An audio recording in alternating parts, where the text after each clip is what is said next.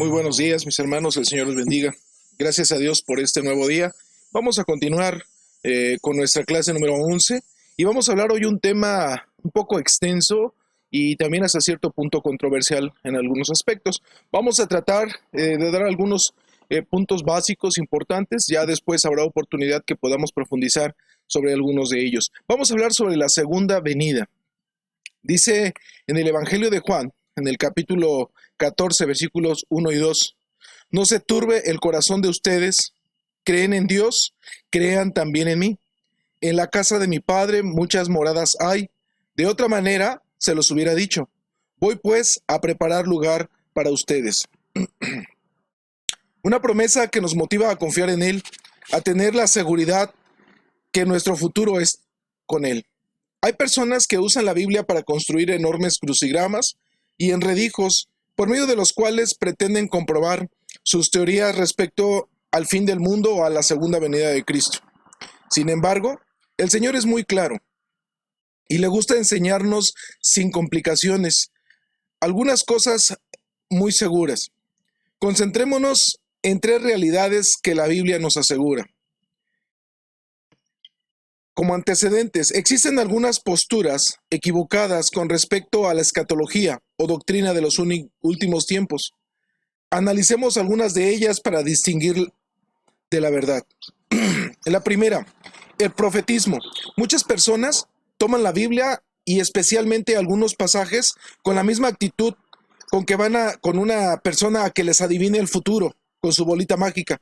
Quieren encontrar la respuesta a sus temores o bien a sus satisfacciones a la natural curiosidad humana. Tal actitud está muy lejos de ser la correcta cuando se quiere interpretar la Biblia. El adventismo. Hay creyentes que creen que el único mensaje de la Biblia es el adventismo de nuestro Señor Jesucristo, es decir, su segunda venida. Aunque es una verdad de la Escritura, no es el único mensaje que la Biblia, ni el más importante tampoco que la Biblia nos enseña. Hay muchas cosas que Dios quiere que sepamos, y hay quienes se las pierden por estar pensando solamente en la segunda venida del Señor. En diferentes épocas de la historia se han suscitado algunos excesos que han culminado en una nueva secta por el exagerado énfasis de esta verdad. Sabemos, por ejemplo, que algunos predicadores e incluso han pronosticado una determinada fecha para tal evento, y todos los casos se han convertido en fiascos dignos de vergüenza. El sensacionalismo. Así como hay gente adicta a la adrenalina que busca emociones fuertes y peligrosas, paracaidismo, caída libre o algunos otros deportes extremos, asimismo hay cristianos que buscan emociones espirituales extraordinarias. No consideran bueno un mensaje si no se le pone la carne de gallina y los pelos de punta. Por ello, buscan cada día diferentes interpretaciones de la Biblia, aplicaciones deliberadas e interpretaciones literalistas con tal de convertir las enseñanzas de la palabra en motivaciones emocionales y sentimentaloides. No es la manera adecuada de interpretar la Biblia, por supuesto, y uno se pierde muchísimas e importantes enseñanzas por mantener esta actitud. Otra es el futuralismo apocalíptico. Apocalipsis significa revelación y es la palabra que se usa para un estilo literario muy característico que surgió en épocas de persecución. Tenía el propósito de traer aliento a los atribulados y su método era la simbología para evitar ser descubiertos por los enemigos. Sin embargo, ser entendidos por los creyentes o compañeros de la fe. El Apocalipsis evidentemente debe de tener un significado para nosotros, pero este debe de ser interpretado después de entender el significado que tuvo para aquellos que fueron sus receptores originales. Por lo tanto, es una mala interpretación creer que solo habla de cosas de nuestro tiempo, ya que eso significaría que los que recibieron el libro originalmente no entendieron absolutamente nada. No debemos perder entonces el maravilloso mensaje del Apocalipsis al atribuirle interpretaciones antes de estudiarlo. el dispensacionalismo. Perdón. El problema de una postura como esta radica en el hecho de que establece un patrón rígido a través del cual debe ser interpretada toda verdad. O sea, que antes de estudiar la Biblia ya se nos presenta un cuadro de dispensaciones que hay que aceptar. Podemos decir que para llegar a dicho patrón hay que leer algo más que la Biblia. Por otro lado, al igual que la postura anterior, nos hace pensar que aquellos que leyeron en otra época los escritos sagrados no entendieron absolutamente nada. Debemos mejorar la Biblia sin anticipaciones del sistema que nos obliguen o dirijan hacia rumbos determinados. Estas posturas que acabamos de ver tienen puntos buenos, pero su radicalismo evita una interpretación provechosa de la Biblia y confunden o atemorizan a muchos cristianos.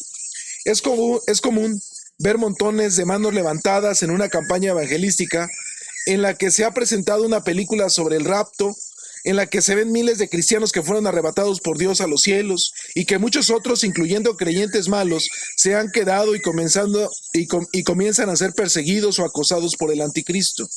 También es común que un cristiano no pueda dormir después de leer un libro en donde se dice que está por suceder terribles acontecimientos a nivel mundial. Independientemente de que sea verdad o no una enseñanza, temor no es lo que debiera producirnos. En el amor no hay temor, dice en Primera de Juan, capítulo 4. Y vamos a ver lo que la Biblia nos dice. No es el fin de la Biblia atemorizarnos a cada uno de nosotros. No es el fin el poner a la gente en miedo para poder seguir su palabra.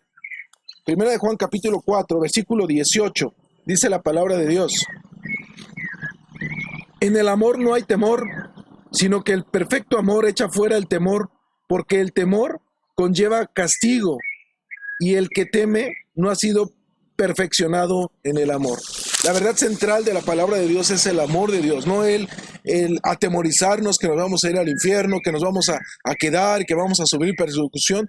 La verdad central de la Biblia siempre va a ser el amor del Señor por cada uno de nosotros. El mandamiento que nuestro Señor más repitió en los evangelios fue de no tener miedo. Marcos capítulo 5. Marcos capítulo 5. Dice la palabra de Dios en el versículo 36. Pero Jesús, sin hacer caso a esta palabra que se decía, dijo al principal de la sinagoga: no temas, solo cree. Y Apocalipsis capítulo 1, en el versículo 7 también da muestra de eso. Dice versículo 7, he aquí que viene con las nubes y todo ojo le verá, y aun los que le traspasaron, todas las tribus de la tierra se harán lamentación por él. Sí, amén. Asimismo es la orden para nosotros en cuanto a enfrentar el futuro, que nosotros vamos a verle y tenemos que esperar al Señor, tenemos que esperar con gozo, con una actitud de adoración a nuestro Dios. El problema con algunas posturas de interpretación es que causan temor a algunos creyentes, confusión a otros y en algunos incluso un orgullo espiritual por considerarse de un nivel más elevado al tener un cierto conocimiento. Mejor veamos lo que la Biblia nos enseña claramente. Tengamos suficiente con eso. Si Dios hubiera querido enseñarnos algo más, lo hubiese hecho con claridad. Por todo ello, podemos nosotros tener la confianza como declaraciones de fe en nuestra vida. Primero, Cristo vendrá otra vez en forma personal y visible, pero nadie sabe cuándo. Si hay algo seguro, es que de seguro nadie sabe. Mateo, la Biblia no lo habla. En Mateo capítulo 24.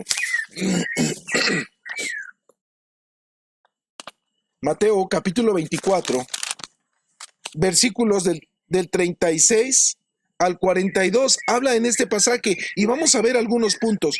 Número 1, dice que Él vendrá como ladrón en la noche, porque no sabemos ni el día ni la hora. Versículo 36. Pero acerca de aquel día y aquella hora, nadie sabe, ni siquiera los ángeles de los cielos, ni aun el Hijo, sino solo el Padre. Él es el único que sabe. No busquemos adivinar, no busquemos nosotros tratar de descubrir, porque la Biblia nos habla muy claro acerca de eso. Versículo 39. Y no se dieron cuenta hasta que vino el diluvio y se los llevó a todos. Así será también la venida del Hijo del Hombre. De esa manera la palabra de Dios nos enseña también eso. Pero también hay otra cosa que nos enseña. Dice que Él vendrá como juez, porque el día de la salvación ya habrá pasado. El tiempo para obtener la salvación para la vida del ser humano se habrá agotado. Estamos en tiempo ahorita de poder nosotros obtener esa salvación. Pero cuando Él venga, dice que ya no habrá tiempo. Segunda carta a los tesalonicenses, dice la Biblia. Y vamos a ver lo que la Biblia nos enseña simplemente. Capítulo 1, versículos del 6 al 10. Dice: de hecho, es justo delante de Dios retribuir con aflicción a los que los afligen y retribuir con descanso junto con nosotros a ustedes que son afligidos. Esto sucederá cuando el Señor Jesús con sus poderosos ángeles se manifieste desde el cielo en llama de fuego para dar retribución a los que no han conocido a Dios y a los que no obedecen el evangelio de nuestro Señor Jesús. Ellos serán castigados con eterna perdición, excluidos de la presencia del Señor y de la gloria de su poder.